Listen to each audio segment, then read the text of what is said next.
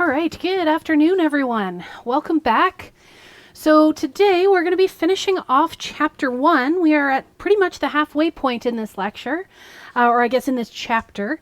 So we had just finished talking about the first of two Ivans who are studying, or I guess leading us to how we study behavior nowadays.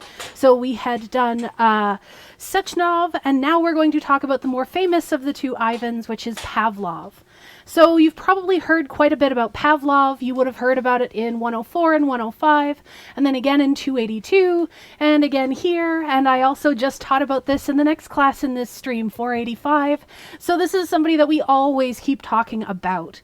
But with Pavlov, we were really caring about the fact that he was sort of in this movement where we started looking at really empirical studies. So a lot of the earlier ideas were coming from just thinking about how we make these connections, how we might learn things, but we weren't really testing how that was happening quite yet.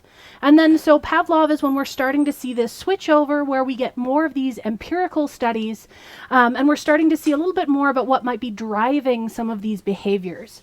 So a pretty important start. We wanted to still be looking at some of our reflexes, or at least how we were framing reflexes at the time. So our previous Ivan was important because we came to that conclusion that our input and the output didn't necessarily match in terms of volume. And here we're showing that it can be even more complex and that those apparently reflexive behaviors can have learned components.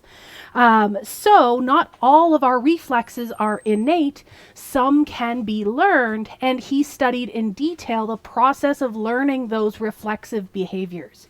So this is where we have a differentiation between something like a reflex arc versus something that's a reflexive behavior. So the reflex arcs are the ones where we were focusing on that spinal cord and withdrawing from a very intense stimulus, whereas these reflexive behaviors are a little bit more complicated. So he was starting to show that these new reflexes can be learned through that process of association. As things are presented together, we start forming links between them. And interestingly, what Pavlov was doing at the time, because we always know about him and how he studied salivation in dogs, but the reason why he actually had that setup was because prior to his study of learning, he was actually studying the science of digestion. And he had a lot of setups to collect saliva from dogs, specifically because saliva is really heavy in enzymes, and he could refine those enzymes and sell them in order to keep his lab funded. So a lot of his devices were just sort of borrowed from other stuff running in the lab. But this interesting sort of shift from what he was doing to his study of learning actually came about because he was really focused on the concept of nervism. And this is basically the idea that all of these behavioral and psychological processes within our bodies, the stuff that we do, are all regulated by our nervous system. So he really cared about studying the roles of different nerve pathways, different stuff happening within our nervous system, and how it would be driving our digestion. Unfortunately, right around the time that he switched because another lab had actually published the role of things like the pancreas in digestion, which is actually more moderated by hormones and sort of that internal hormonal control rather than nerve control. So if he wanted to keep studying digestion, he'd have to abandon what he was studying about the nervous system. But if he wanted to keep studying the nervous system, he would have to abandon digestion.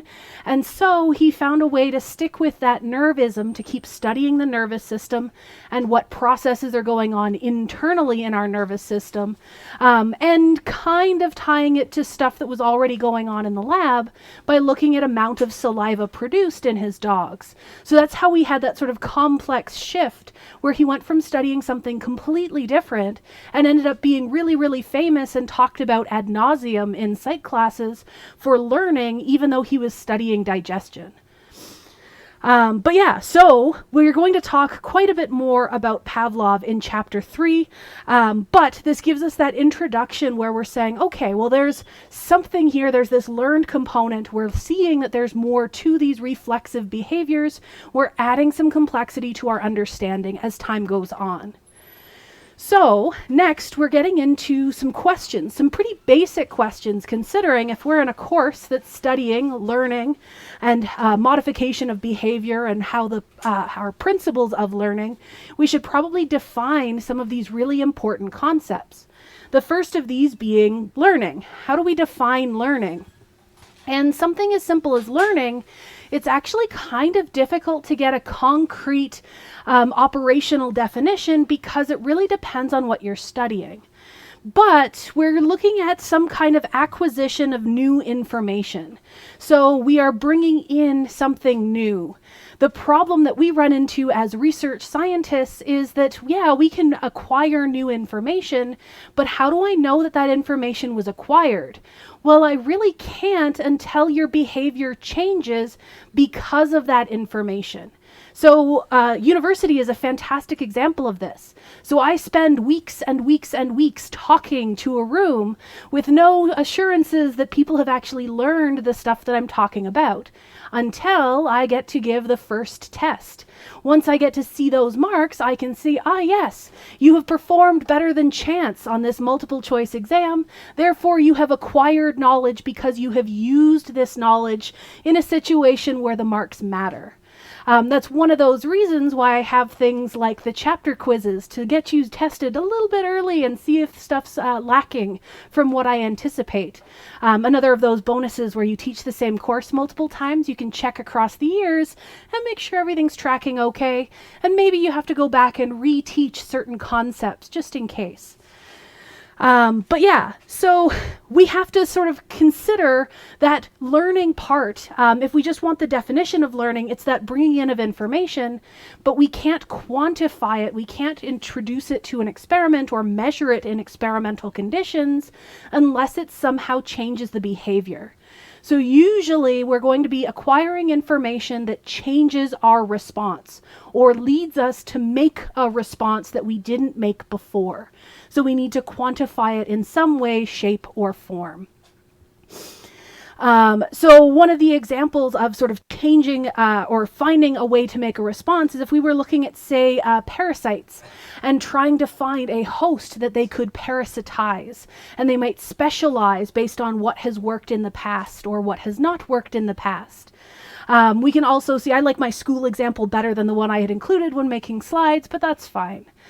But yeah, so there's a lot of different ways that you can adjust that behavior based on that brought in information. But it isn't always sort of more of a response. It isn't always an increase. We can also learn to decrease our responses. So maybe you were whispering to your friend in class. And you thought that you were talking at a level that wasn't disturbing anyone, but maybe your instructor gives you the stink eye the next time there's a pause between slides, and you realize, oh no, it wasn't actually quiet enough. I need to talk less, or I need to talk quieter, or maybe I need to talk after class. So you can adjust your behavior either up or down depending on the situation. And the other examples that we have here is maybe you've learned that you could do a behavior only when the conditions are right. So if your boss is mad, you don't want to go and ask them for something that's going to benefit you. If they're in a good mood, though, that's when you should go and ask for that raise. That would be something like an occasion setter. It's also what children will do where they know that, hey, maybe I should ask mom for this thing because she's had a good day and dad just got home from work and he had a bad day, or something like that. So there's a bunch of different ways we can adjust based on conditions. But yeah, so when we're focused on learning, we have to take those limitations of we need to be able to test it, and we acknowledge that there are situations where learning might be happening in the background and we just can't access it. Actually, one of my favorite examples of that kind of hidden learning, or if you actually study it, it's called latent learning, where you have that information but you don't show it until there's a reason to show it. There are two big ones. The one that the textbooks all talk about is when you look at Tolman and when he studied rats in mazes, where you would assume that rats would only learn to navigate a maze if getting out of the maze got them some kind of reward, like chocolate, which is rewarding to rats but deadly to most other things. But if you give rats chocolate for escaping, they should learn to get out really quickly. But by the same principles that we're going to talk about in this class, and we'll talk about this in more depth later, rats just put in the maze with no reinforcer, with no reason to get out of the maze, shouldn't learn anything about that environment. Except if you let them wander the maze and then give them a reason to get out, they actually show much faster acquisition of learning than the initial group that just got chocolate right away. So there is some benefit to wandering aimlessly through the corridors, and they show that eventually, but we still have to measure that change in behavior. Even though they had technically learned it, we just don't get to see it right away. My second example is more of a personal one that the textbooks don't use, and this is actually in song learning, in songbirds, because of course it is. But there are a lot of species of songbirds where songbirds specifically have to learn their songs by listening to adults of their own species. So with our black-capped chickadees, they have to hear a grown-up adult black-capped chickadees singing while they're in that formative stage. So just like we have a critical window where we learn language, same thing for songs in songbirds. And in some species, this critical window where they learn is actually months and months separated from the first time those birds ever sing. So something like a swamp sparrow, they would learn while they're in their nest and wouldn't start singing until the next year when they start building their own nest. So we actually have that period where we know they learned, because eventually they show the behavior, but they hide that learning for a really long period of time. So we have no way to quantify it until later. So this is just one of our nitpicky problems that comes from trying to study behaviors and learning in species where we can't specifically ask them about their learning. So that's why we have to end up looking at changes in behavior to quantify amount of learning, but we have to make that specification that the behavior itself is not the learning, it's just our evidence of the learning occurring. All right, so then if we're talking about measuring behaviors as our way of quantifying learning, then what is behavior? Another of our simple or deceptively simple definitions where it feels like it should be a simple thing, but this is another one of those things where depending on who you ask, they'll talk about behaviors in different ways. So if we have more of a cognitive psychologist, they might include patterns of thinking as a behavior. But for us, when we're trying to quantify and measure things, thinking is too intangible for us. So we'd probably go more close to a behaviorist perspective, and we can go with Skinner's definition that says a behavior is anything that a person or other animal does that can be measured, something external and quantifiable because we need to measure it to study the learning aspect. So we can talk about actions or lack of actions. So have we seen an increase or a decrease in a particular response? We might start looking at some of our physiological reactions. So one of our common measures for things like a fear response would be something like skin conductance or heart rate. Skin conductance is just putting 2 electrodes on your skin and measuring how quickly an electrical current can pass between them. As we get more worked up, as our autonomic nervous system ramps up in a fight or flight response, we tend to sweat a little bit. And the more sweat we have on the surface of our skin, the easier it is for electricity to travel. It conducts better. So we can see an increase in that skin conductance when we're scared or angry about something. Same with heart rate, that would work as well. And then at the bottom, I have my questions about maybe thoughts and feelings, but those are much harder to quantify, especially if we look at non-human animals. So that can vary depending on which paper you're looking at and what questions you're asking. But we can be more sure on the sort of measurable stuff. That's mostly what we're going to use for our definition.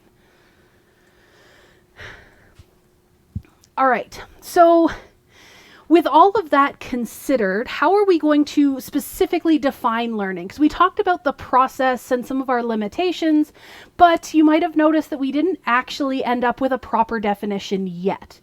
But if we go to Damian, who's the person who writes the textbook, we can say that learning is an enduring change in the mechanisms of behavior involving specific stimuli and or responses that results from prior experiences with those or similar stimuli and responses, which is kind of a roundabout, verbose way of talking about it. But we're saying, okay, so this is a long-term change. So it has to be something that isn't short-term. It has to be something that lasts. And that's really, really important because we can find very brief changes in behavior, but that might just be due to, say, you're in a bad mood today.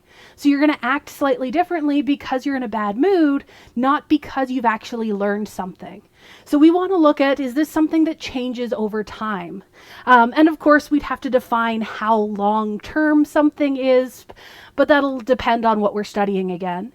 And we're looking at, okay, so the mechanisms that are underlying that behavior. So what associations have we, or what connections are we making? What bits of our brains are activating? We can frame it a bunch of different ways. And we're looking at specific, usually external stimuli and usually specific external responses. Something in the environment that we can measure that is triggering that behavior and the behavior itself. So we want to measure both of those situations.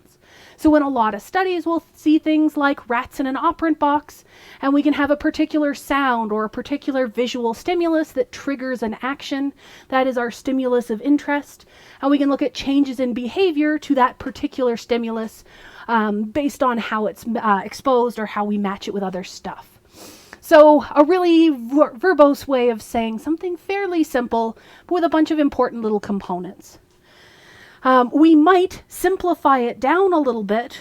Chance in 2013 said that learning is a change in behavior due to changes in the environment. So this doesn't include that long-term aspect, but we would still have that sort of in the back of our minds that we want it to be something that's going to be consistent over time. But this is a much more simple point of view. So we're seeing a change in our responses because of changes in the environment surrounding us. So our external stimuli change, and so our response to those change, boiling it down pretty simply. And when we're studying this, we're still, again, focusing on our actions. We're focusing on our responses. We can call that performance. So our organism's activities at a particular point in time. So if we have that rat in the operant box, how many button presses are we seeing? Or pigeons in an operant box, how many pecks per minute are we seeing? So we can actually quantify that and see how it changes over time. We do want to keep in mind that those changes in performance aren't always associated with learning. Again, we had that example, maybe you're in a different mood, or maybe there's something else in our environment that's changing, that's sort of affecting what's going on. And that's one of the reasons why we try and stick to controlled environments and why we tend to use lab studies where we've controlled for as many other things as possible. Because if we don't have things controlled and something else varies, that can end up driving your behaviors. An example of this from personal experience, we work with our black-capped chickadees, we do lots of operant studies, and we see how much responding do they do. We hadn't realized, but the season plays a massive role for them, where things like songs become really, really important in spring because it's breeding season. And so they're going to respond more vigorously to songs in the spring versus the fall. So we actually set up an experiment and hadn't realized that one group had more birds run in the spring and one group had more birds run in the fall. And it was actually the season driving the differences we saw, not any learning that was actually happening. So you have to figure out stuff like that, and sometimes you don't catch it until later on. But that's one of those benefits of having reviewers go over your papers when you publish them. But yeah, there's lots of different reasons that stuff can change, but we try and control as much as we can. Okay, so if we have these things that might not be learning, what are we going to talk about that isn't learning for sure? So other things that might be responsible for these changes in behavior, they can be changes in our bodily state. I talked about mood. We can talk about hunger or thirst. Maybe we have changes in our circulating hormones. We typically have our circadian rhythms where throughout the day, our bodies have pretty dramatic cycles in things like attention and circulating melatonin levels and all sorts of different things. And so if we test people in the morning and some in the afternoon, we might actually find differences in those two groups, not because of learning, but just because of the time of day and alertness. Changes in the environment we talked a little bit about, even something like changes in the ambient temperature. For our birds, we control the temperatures, but they are sneaky and are still able to figure out the seasons based on other factors. So you have to consider things like that. We can also look at things like fatigue. So if we've had people doing a strenuous task for a long time, maybe they get tired of it. Maybe they have to press a lever, but the lever's really hard to push. So they push it more slowly as time goes on, not because they've learned to do it more slowly, but because it takes them longer to exert that much pressure. We can also see that they get bored over time. So if studies go for longer than, say, half an hour, you might start seeing a drop in performance because people aren't paying attention anymore. Longer term stuff, we can have things like maturation. So as we get older, things change. So you have differences in circulating hormones would still apply here. Even things like if we look at height, individuals get taller as they get older, especially if we're looking at children. So that wouldn't necessarily be something that changes because of our experiment, but it would just be a time effect. So there are all sorts of very weird things that run in the background in these studies that you didn't necessarily think about, but you might have to think about. Because things like height, we might not measure height as anything to do with behavior, but what if we were looking at something like how quickly people are walking? And as they get taller, their stride lengthens. So maybe the steps per minute drops because of height, not because they are more or less scared of something. All sorts of different considerations. All right, but moving on to the next bit, we can start talking about our potential adaptive significance of learning. So why might learning have come to exist? The whole process of having this cognitive flexibility or behavioral flexibility, depending on how we're framing it, can we tell an evolutionary tale that sets us up for this? And in fact, there are lots and lots of different ways that we can frame human history and other species history, long-term natural history levels, to see that, yeah, there should be a lot of reasons why we would develop this ability to change and adapt our behavior. So being good at things like finding food or finding shelter, especially in changing environments, would definitely set us up for a selective pressure that favors those who are flexible in their strategies, meaning they can change their behavior as the environment changes. So one of our simpler definitions of learning, which would be a really good thing. So one of the problems that people might argue is, well, okay, well, what if we just used evolution to explain the changes in long-term periods of time, where we used to eat this kind of plant and that doesn't exist, so we switched to another type of plant. But what we actually tend to find is that a lot of the environmental changes can happen a lot faster than the evolutionary changes themselves can happen. So if we look at how quickly evolution occurs, there are a whole bunch of limiting factors. One of the big ones is how quickly do we go between generations.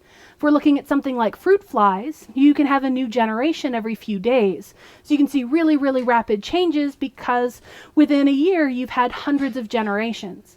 But with humans, if we were looking at studies across generations, we'd have to look across hundreds of years.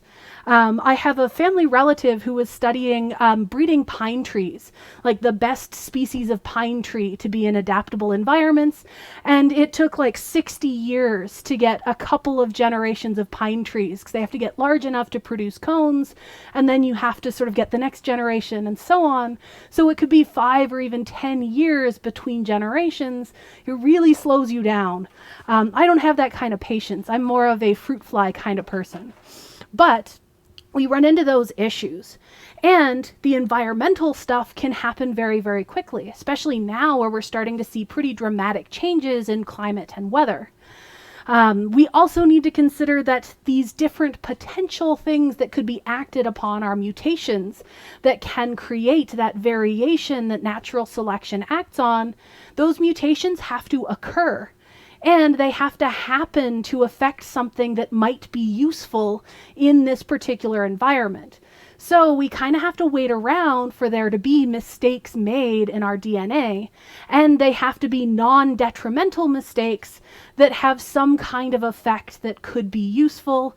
That itself can take a really, really long time, and that gets compounded by that generation time as well. So it makes sense that instead of devoting all of our energy or relying exclusively on individual behaviors evolving quick enough, what if we did something more blanket and say, let's have some more flexibility, and we'll have natural selection favor those with more flexibility in their behaviors. There's a lot of people who use this kind of explanation to talk about how intelligent humans are. Things like language and social structures and things like that were thought to have come about because it helped us live in larger and larger groups. So it allowed us to have sort of natural selective pressure for more complexity that allowed us to be smarter and learn more, which led to all the stuff that humans are special for. So we get some evidence or a bunch of theories that sort of support this concept. And if we can see over time that the organisms that have this flexibility in their behavior, that show that ability to learn, doing better in changing environments over time, then any potential genes that are affected, any of those mutations, would be passed on more and more into future populations, so it becomes more and more common. That's how we get that evolution for learning in different species. And the whole idea here, when we're looking at natural selection and having these traits change and evolve over time, is that we can have this increase to our reproductive fitness. So whenever we talk about this, especially in the biology classes, you talk about fitness in general.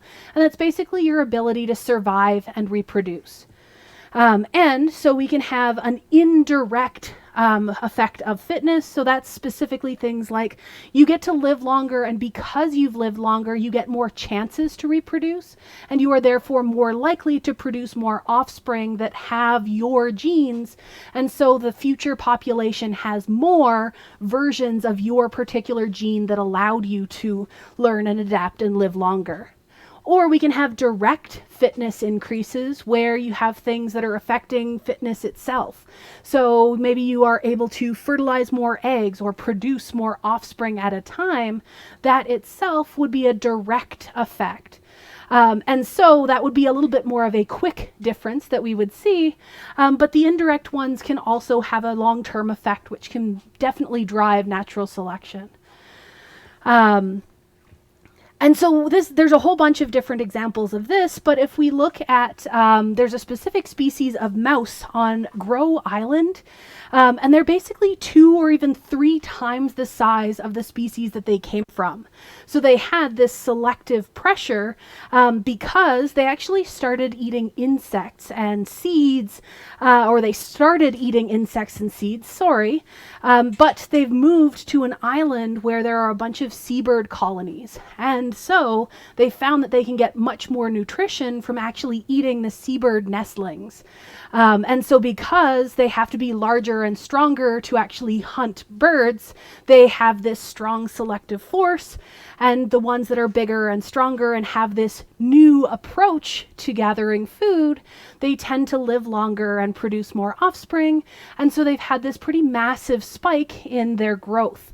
So a stronger selective pressure, we start seeing that push and change in their physical features, which is really, really interesting.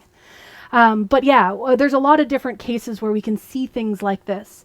One of the problems with studying natural selection is that it takes so long, but you'll find that a lot of the examples like these mice tend to have that short generation time. So mice can breed fairly quickly. Yep.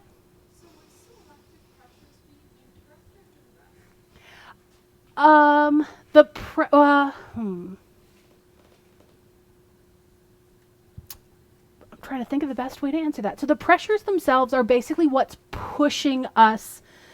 Let me say it right.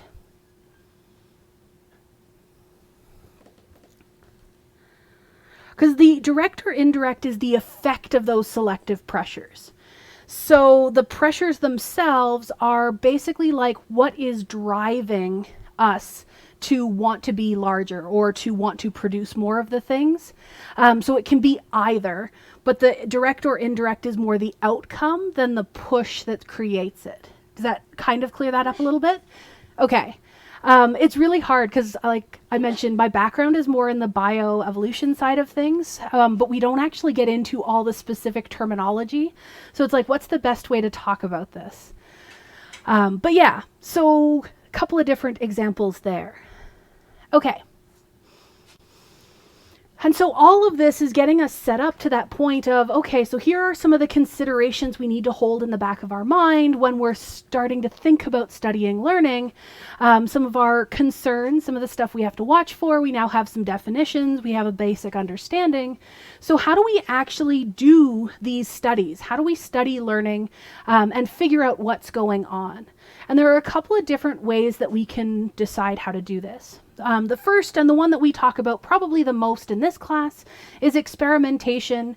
And I have my especially in the lab. And that's because of that ability to control all those extraneous variables, those extra things that can be affecting your changes in behavior, because we really, really want to be sure that what's happening is because of our manipulations and not because of something else in the background.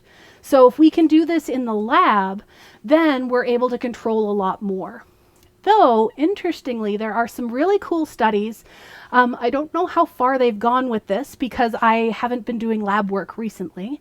But Kim Matote's lab, not in psych, but in biology, she also works with black-capped chickadees, which is why I know. But that lab was actually looking at ways to do operant conditioning in the wild. So experimentation, but not in the lab. And the really cool way that they were looking at doing this is actually having a local population, because especially in the winter, chickadees tend to hang out in fairly large flocks, up to about 8 or 10 birds, and they tend to stick to the same areas and have similar patterns. So if you can catch a whole flock, give them special little bracelets, RFID tags, so you can identify who's who, and have an operant box where if they sit on the request perch, the perch that says start a trial, it'll read which bird it is. And the computer can actually track, oh, well, this bird has done 20 trials. They already know this. What can we teach them now? And so they can have multiple experiments run across multiple days with multiple birds with a single device out in the wild, and we're sure who's doing the experiments, which is really, really cool. So I'm not quite sure how far that's gone, because the last time I checked in on it, they were just installing them for the first season. But that's something that I got really excited about, because when you do lab studies, people do complain a lot about that loss of the natural environment. The more stuff we control, the further away we get from where these behaviors are actually done naturally. So we have to sacrifice some of our realism for control.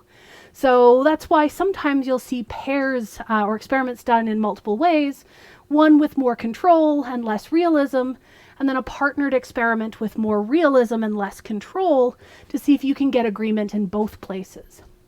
But that is a lot of work. So usually it's in the lab. But that's my little tangent for that. But this allows us to control all of our different environmental stimuli. Though, keep in mind with my example of seasons that sometimes you don't think to control things that you should be controlling, but you learn very quickly to try and control absolutely everything you can. And if you can't control for things, you measure them. So you make sure that you keep all sorts of irrelevant data at the time, because you never know what's important, just from experience. And then typically what we do in these experiments is we're going to be comparing between two different groups. This is one of those limitations. I actually teach a methods course, usually in the summers, where we talk about people who look at, say, a before and after. But one of the problems that's usually done in those before and afters is you get people to come in and measure them as they show up, and then you see what happens after they've done something. Well, we can't really compare everything controlled because the before and the after are at two different times of day. And they're after a certain amount of exertion has happened. And they're after all these potentials for change other than the learning we're studying. So what we have to do then is have, say, a control group. Usually we're going to have a control group that would be something like a placebo control, where if we were seeing how people learn after doing a particular task, maybe we get them to do something where the task doesn't have a point. So for us with our chickadees, we do one set of birds who learn that there are two different categories, and they have to learn to separate stuff into categories. Our control group, they get a random assortment and there are no real categories. So we get the same amount of responding, the same amount of time in the apparatus, but one is learning something and one is just doing the behaviors. And so that random group is our control group, and we can compare the difference between the two. So what's the difference between just doing the actions or doing the actions but also having a potential for learning? The difference between the two would be what was learned from that scenario. We can also have, say we have two different types of treatments and we want to see if one way of learning is better than the other. But usually we talk about sort of two group experiments where we can compare directly, but you can always, of course, add complexity if necessary. If we end up doing something where we have our sort of before versus after, then usually we have to do some precautions to make sure that our before measure is going to give us everything that we need to actually make a legitimate comparison to the after. So maybe what we would do is have people come in every day for a week at the same time so we can get a bunch of before measurements, set a baseline, and then get them to come in after the task and get that after measurement, maybe get that a couple of times, and then compare. So we're controlling for all those potential problems if we just had one before and one after. So there's a whole bunch of different ways you can set these things up depending, but our main goal is that we want to be controlling as many factors as we can so that we are certain that our differences from either before to after or one group to the other, that it has to be due to our learning and not due to some other random thing that's going on. So how do we actually measure if this learning has occurred? We can look at observing our behavior some way. Well, I use a lot of examples that are operant conditioning because that's what I've done in the past.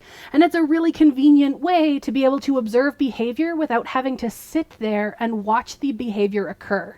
The reason for that is with our operant boxes, with our chickadees, they hop into the feeder to make a response, they break an infrared beam, and it tells the computer that something happened. And so our computer program will print out, hey, there was a response at this time to this stimulus, and there was no response at this time to that other stimulus. So we get all of our data presented in a nice, concise way without having to sit there and stare at chickadees all day. So we can start doing things like that. We might have maybe more observational stuff, maybe use a video camera. We've also done this looking at things like food preferences, where we'll give the chickadees an option of eating this thing or that thing, and we see how quickly they fly to one side or the other, saying that faster movement indicates probably higher preference. Or we can see how they react to different sounds, more behavioral stuff. But if you're scoring videotapes, then you have to sit there and actually manually go through the videotapes and score it, though there have been some advances in getting computer programs to figure out how to do that as well. Or you can make use of infrared beams and things like that if you can get them to perch. But yeah, there's all sorts of different ways that we can start looking at those behaviors. And once we've measured all of our behaviors, then we get to sit down and do our comparison. So what are our changes between those two groups? Usually at this point, this is when you start running your statistics and you figure out, okay, is there a significant difference between our control group versus our experimental group? And if so, how sure are we that it's because of our manipulations?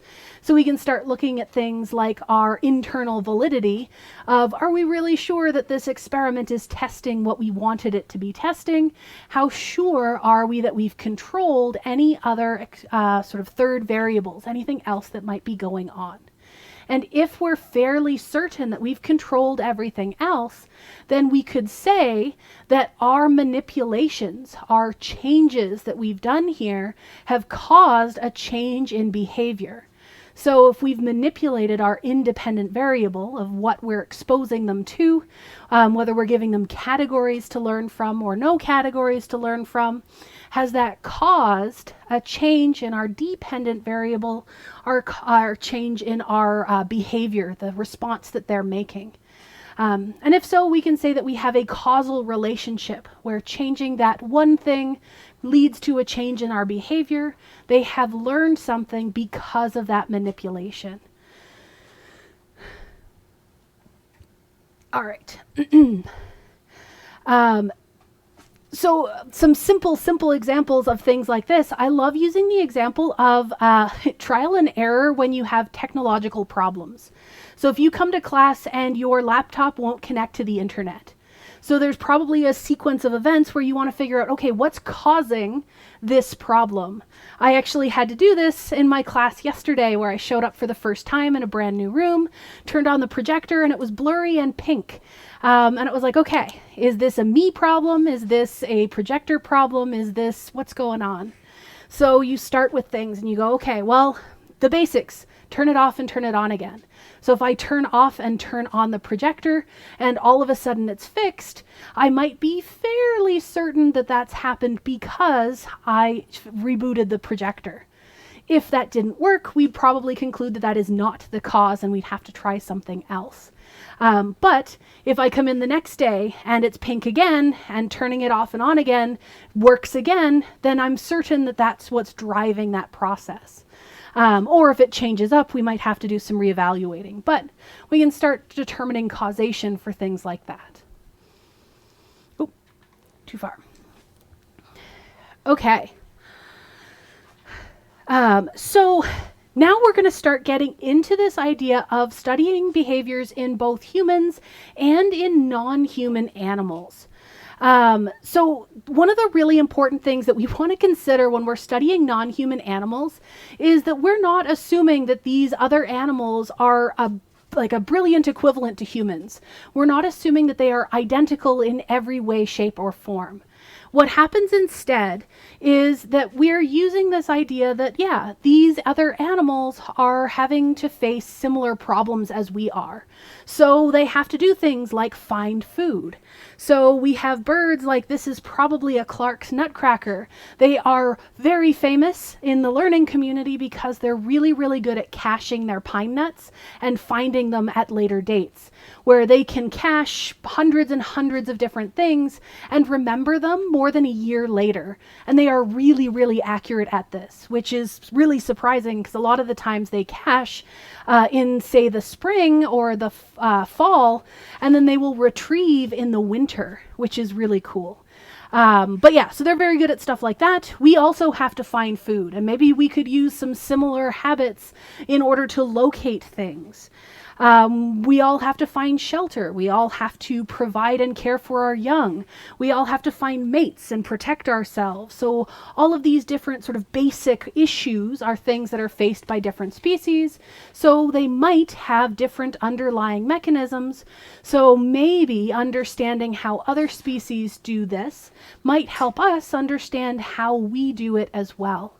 And especially if we start identifying maybe close relatives in terms of our evolutionary family trees, something that we have shared a common ancestor with in the recent past, that might give us an actual common sort of evolutionary mechanism. So we might have very similar neural pathways or something like that. That's one of the reasons why a lot of times we start studying primates, because they're our closest relatives and we can start seeing, hey, here's how they work, so this is how we understand how we work too. And sometimes you can't find direct parallels because maybe we don't share a common ancestor close enough. But if we look at, as always, our songbirds, songbirds have really, really complex neural mechanisms, and they learn their vocalizations just like humans do. So we can actually find equivalent areas in their brains, despite the fact that their brains are set up very differently. One of the coolest and most obvious differences, if you ever get a chance to see a songbird brain, is that they don't have as many folds and bumps that we do.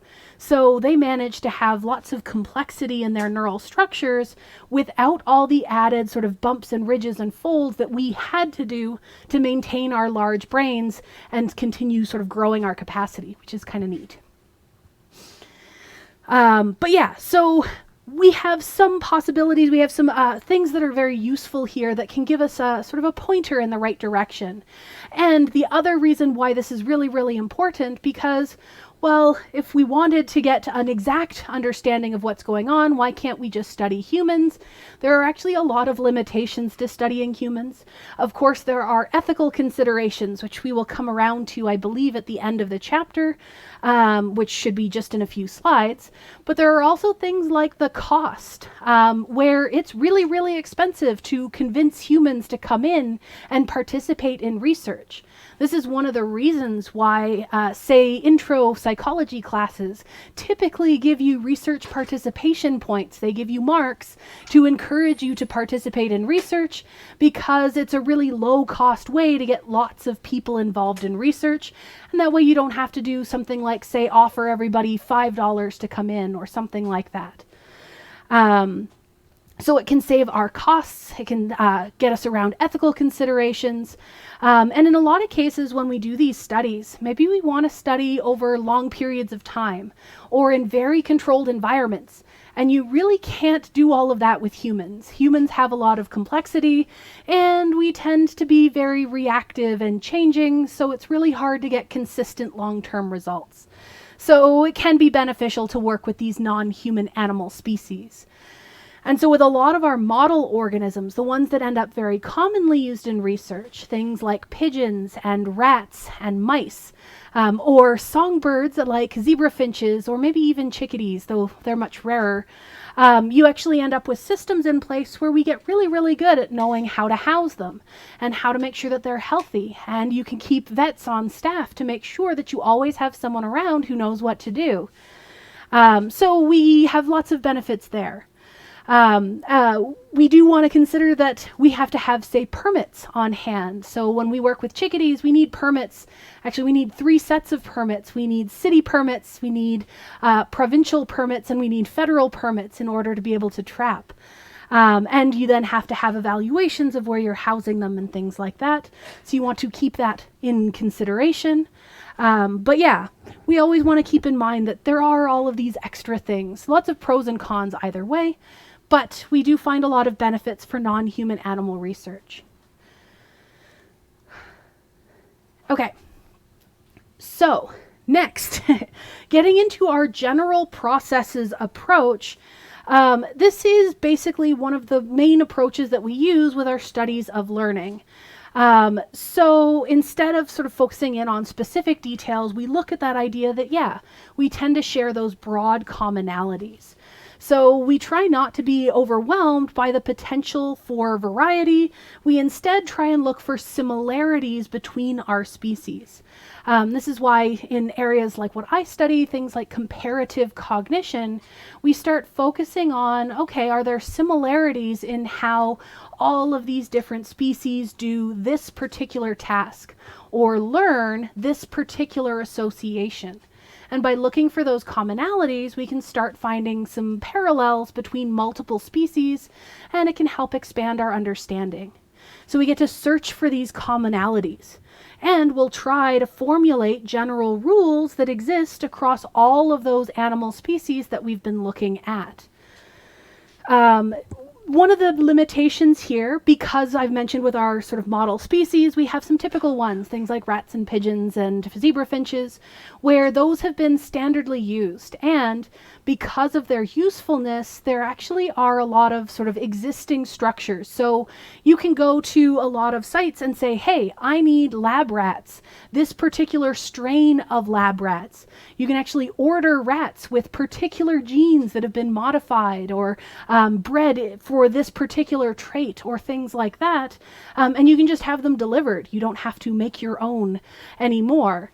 So that kind of gives us a, hey, why don't we stick with what's commonly been used? But that can also lead to some limitations because, well, if everybody studies lab rats, then we happen to know a lot about rats, but are we certain that that applies in general to multiple other species? Maybe not. So mostly we'll see that people have studied mice and rats, but maybe nothing else. So we don't have a really good representation even of mammals, let alone of all animals. So we'd have to start branching out. And that's actually been one of those controversies in the field of comparative cognition, where there's been a push to start using multiple other species, having other model organisms. It's actually one of the reasons why the lab that I worked with started working with zebra finches and chickadees, because while zebra finches are really common to study, chickadees are really not. So we're adding some diversity there as well. Outside of things like our rats and mice, we start seeing things with some fish, zebra fish as well, not any way related to our zebra finches. We also have, sometimes we'll see cats and dogs. A lot of learning research has started to work with dolphins. And that's been really, really interesting because they're able to partner with a lot of, say, aquariums where the research itself is beneficial because it provides enrichment for the dolphins. So not only do we get to learn stuff, it also keeps the dolphins entertained, which is kind of interesting to see. In some of our more simple organisms, I've mentioned fruit flies before. Those are typically fairly easy to study, but we might see things like mollusks or flatworms are another one because they're very simple, especially if we start looking at, say, the nervous system. Our nematodes are a really good model species there because they only have 112 neurons. If we wanted to do an equivalent mapping of the nervous system in humans, we don't have the capacity to map as many neurons as we have because it's billions. So simpler organisms can give us a better understanding of the basics. It's just a lot harder to find parallels. But yeah, so there are lots and lots of, or we're starting to see lots and lots of different model species, and we start seeing similar studies across multiples trying to look for these commonalities, which is really, really cool. And we start seeing a lot of these universal elemental laws of association for a lot of our learning processes. So that means that we can find some similar patterns of learning across multiple species in multiple different family groups. So pretty good diversity. But we also have to start making considerations about the organisms themselves and what kind of environments they come from. So we start seeing things like, hey, they are specialized for diverse stimuli. So something as simple as dogs don't see in full color. So if we were trying to find an equivalent of a visual task that humans are really good at, well, dogs might be at a disadvantage because they can't see those distinctions. Or conversely, humans might be at a disadvantage because other species can see stuff that we can't. Most birds can actually see into the ultraviolet range. So if you show them a UV reflective tile versus a non-reflective tile, they can tell the difference, but humans cannot. So there's all sorts of those things to consider. It's kind of like, I don't know if you have seen the cartoon where they evaluate the abilities of different species, and they have a fish in a bowl and a duck and a dog and a monkey, and they say, okay, well, we're going to see your athletic prowess, climb this tree. Well, some of them are going to definitely be a lot better at that than others. So that's similar to what we start running into with a lot of these learning tasks. And so we've started to find that as we adapt some of these tasks for the specific species and what they're capable of, we're actually getting surprised by a lot of the results. And one of my favorite examples of this is when we get into things like theory of mind, which we try not to delve too much into for this class because we have that more behavioral approach.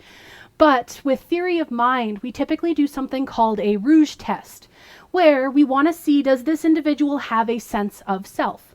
So what we'll do, the usual example in textbooks is they'll show, say, a chimpanzee sitting in front of a mirror, and they'll have a smudge of red paint on their forehead. And the idea is if they see their reflection in the mirror with something strange on their face, that they should reach up and brush it away from their own face, knowing that that reflection is me, and doing this will deal with that thing that I'm seeing in the mirror. And so this was one of those things where they're like, aha, this will help us understand which other species have a sense of self and therefore have this advanced cognition that we thought was unique to humans. So a lot of primates, or I guess certain subgroups of primates, are capable of this, not all of them, but some of them are capable of identifying this. We have seen that some bird species can do this, though not all. I can speak to this effect because my birds spend a lot of time staring at their own reflections and trying to serenade themselves as if it was a potential mate. But some of the more advanced species are able to do that. But we ran into some issues where things like, say, dogs fail this task regularly. However, if they adjust it from a visual task to a scent-based task, they actually treat their own smell differently from other dog smells and from the smells of other individuals. So does that then qualify for self-identity? There's a lot of fighting on those posts, but they're hoping that that's sort of the direction we're pushing in. If you were curious, very recently they actually figured out that dolphins are able to do that task visually, where if you put a smudge of sort of waterproof paint on them, they'll spend a lot of time trying to rub it off on the side of their tanks once they've seen their reflections, which is really, really cool. But yeah, so with some of these considerations, we have the diverse stimuli, the diverse sort of experiences and perceptions. They have differences in the responses that they can produce. So another operant example, we get our pigeons to peck at touch screens because when pigeons forage for food, they peck at the ground. Chickadees don't peck well, so what we do is we get them to hop onto a perch and break an infrared beam. So a equivalent study between the two species would use two very different modalities. One is a touch screen, and one would be a hopping motion. And the same task with rats would usually involve pressing a lever or pushing a button.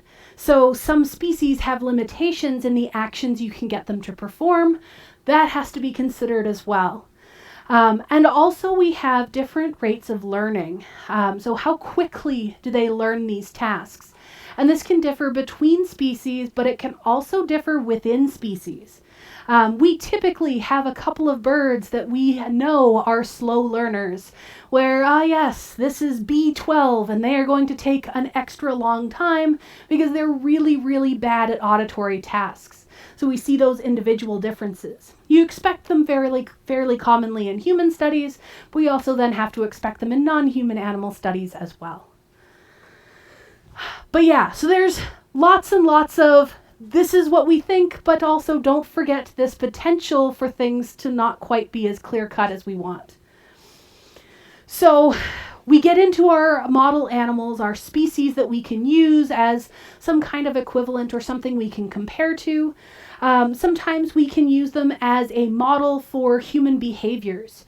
So we have certain species that we know that they react very similarly to how humans do under certain conditions. So we can use them to have sort of an equivalent of human reactions. So for whatever reason, pigs have immune systems fairly similar to humans. So we can use them for some of those medical type studies. We can also use these other species as models for more general biological processes. When I do my class on genetics and behavior, we look at our circadian rhythms and all of the different genes involved in our daily cycles, and the model species that we use are fruit flies. Because while we don't have exactly the same genes, we have very, very similar genes in our own cycles. So we actually look at fruit flies as our basis because that's where we first figured it out. Then we look at mice because we found equivalence between the two. And then we started looking at humans and other primates. And when we got agreement across all of those different species, we're like, aha, we've found some general process that's fairly similar across all of these species. Now we have our general rule. With our animal models, if we want something that's not related to humans, if we're not trying to get an understanding that helps us tie it into humans, which is kind of weird with psychology because most people study psych for the human side of things. I would be an exception of this because I started with just animal work. But if you want to just focus on the animal side of things, you can use these species as models for conservation. So maybe you want to learn as much as you can about this particular species and how they learn in order to make them safer when you release them back into the wild. There are some really cool studies that have been done using operant conditioning, actually be closer to Pavlovian conditioning because they are conditioned aversions, where they had an issue. I can't remember the species name, which is going to drive me nuts, but there was an area where these lizards were basically eating an invasive species of toad, and the toads were poisonous. So the local lizards were dying off because they were eating something that was killing them. And they weren't figuring out that they were poisonous because they looked too similar to other species that they could eat safely. So they brought a bunch of lizards into the lab and trained them that this particular thing is bad. We're associating it with a shock or a loud, scary sound. And when they would release them, they would not eat those toads. It didn't last long term and it didn't necessarily spread, but it was an attempt. They tried. So we can have things like that where we use learning to try and actually help in conservation efforts, which is really, really neat. Another example of using this more successfully is people figured out that if you're doing things like raising captive owls, I have experience with this because I worked at an animal rehab center where if we had orphaned owlets, they tend to bond to people really quickly. And you don't want them to be comfortable with people if you want to release them into the wild. So if you feed them, you have to play owl sounds and you have to have a mask that's a picture of an owl. So they don't associate food with people's faces. We do the same thing with deer because deer are very easily tamed. So if we had orphaned deer come in, you'd always have to wear a face mask and you couldn't talk near them. And so by doing this, we learned that we don't teach them that humans are safe. Therefore, they stay in the wild where they are less likely to cause problems and less likely to be injured with interactions with humans. So there's lots and lots of interesting little stories where you can see things like this in action. But yeah, so lots and lots of other ways that we can have animal models be useful. And I really like including non-human linked stuff. Because one of the problems when you do non-human animal research and you're trying to get funding is that a lot of your funding attempts, they want to know how it benefits people. So you always have to make some kind of link to how can we compare this to humans. So with our songbirds, we're like, humans are vocal learners. We learn our vocalizations. Songbirds, also vocal learners. Connection. We don't study that connection, but it exists and therefore we talk about it. But yeah, so there are other reasons to care. And so when we start getting into some towards the ethical side of things here, we're talking about, so why are we actually using animals? We've kind of mentioned a bunch of these already, especially focusing on some of our limitations with humans. We have this, a couple of drawbacks.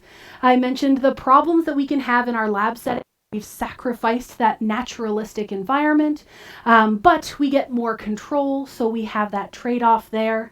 We have to keep in mind that if we were doing this with humans, we can just ask them what they've learned.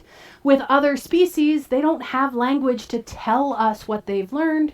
That's why we had our long, complicated discussion of the difference between learning and behavior, and the fact that we can only study learning by looking at how it has changed our behavior, but the behavior itself isn't necessarily the learning process.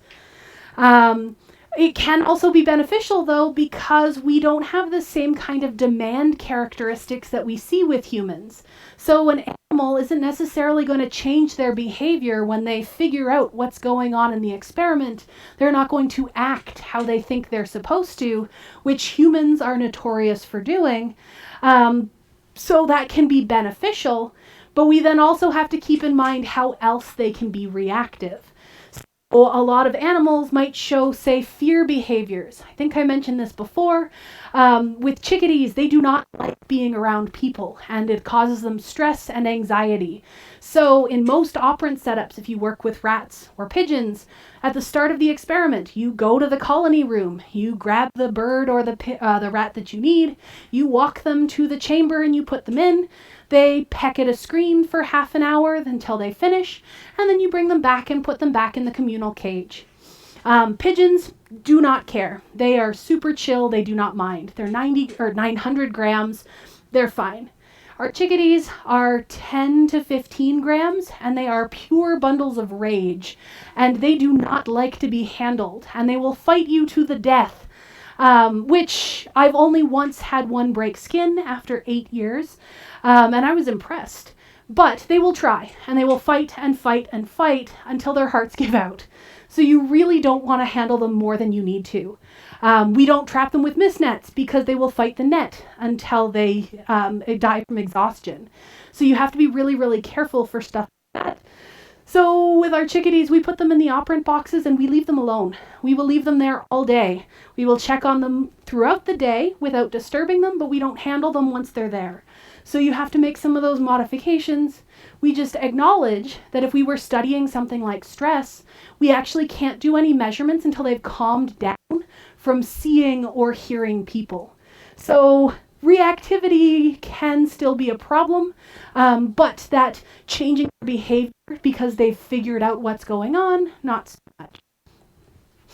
And then we get down to the bottom of is it actually ethical to use animals? And in this situation, there's actually a lot of things that we have to do in order to work with animals to ensure that what we're doing is ethical. Because a lot of people, when they think about animal research, they think of, evil scientists in lab coats sort of cackling in the dark over their microscopes. However, if you've picked up anything from people like me talking about their work with animals, we really care about the animals that we work with. And we have tons and tons of regulations that go into what we can and can't do with those animals. And everything that we do has multiple levels of approval. So we actually have a bunch of different standards. Actually has a council that decides, is this experiment okay or not? Here are things that we're concerned about. And so for us, we tend to do lots of very, very similar experiments. Chickadees in operant boxes where we play sounds at them. And so we get a blanket approval for that for a year. If anything changes, though, if we want to use a different kind of stimulus, we have to resubmit. When the year is up, we resubmit. If we want to try something, so I wanted to do, instead of an experiment, I wanted to do a preference task. So instead of our one perch, they now had 2 and they played different sounds and they could choose. We had to resubmit. University that sits there and goes, have you considered everything possible? Have you looked at potential sources of stress and have you mitigated those? We don't handle them if we don't have to, and we try and give them time to calm down before we do anything that can stress them out. Is there anything that could be dangerous, and have you watched for that? Do you monitor throughout the day to make sure that they're healthy? We have multiple ways of doing that to make sure that they're not having problems. We see how many feeds they've got. We have visual checks that we do, all sorts of different things. And we have lots of fail-safes. In the last few years, right before COVID, we had a lot of power outages. And so we have multiple backups where systems kick in, and if the power cuts out, cups automatically come up so the birds have access to food no matter what is happening. So we have to consider all of these things and write them up and explain them. There's actually a process, we call it the 3 R's, where we want to reduce, reuse, and replace our organisms if at all possible. So reducing, is there something else that we could use? We actually started using something called artificial neural networks, which are basically machine learning, where we would give a computer program the same stimuli that we give to the birds, and we see, okay, well, see, instead of the full complement of birds, what if we just have 6? And we're going to see what they listen to and how they learn these 2 different categories. We're going to give those same sounds to the computer. How did the computer learn those categories? And if they show similar patterns, then we wouldn't have to run additional birds. We could just say, hey, these two different methods showed similar things they attended to. We think that these features are important. So you can actually reduce the number you need to use. So that's become pretty common practice. Reduce our sources of stress. We want to see if we can find alternatives. Is this experiment necessary and mandatory? Are we getting something beneficial out of it? And all of these arguments, all of these justifications go through these neutral third parties for approval. And anything that causes more stress is more strictly cared for. So then we get into our are going to be, say we can't make a decision at the local level, we might be able to bump it up if we had to. But also when you want to publish, the journals themselves have standards. So if you decided, I don't want to go through all that trouble of getting ethics approval, I'm just going to run an experiment and send it to a journal, no journal will publish that work. And you can't get your work out without having it scientifically peer-reviewed and published in a journal. So this discourages people from trying to do research outside of the system. And if you do have unethical work, or if something finds out that you maybe had some loopholes you got around, you can actually sort of be blacklisted and you won't be published in the future. So it is hugely detrimental for people to go against these standards, and they are very heavily reinforced or enforced, so they're really, really important. So those are very good things to know. If you go into ethics classes, you can spend far more time on this stuff, but for purposes, we just do the very briefest of overviews of the ethical side of things. But that gets us to the end here. Oh, I forgot I actually had that slide with the 3 R's, but we did those verbally and that's fine. For our reminder of what we did cover in this chapter, though, we did our important history. We talked about our definition of learning and how we differentiated that from behavior and why behavior is important in our study of learning.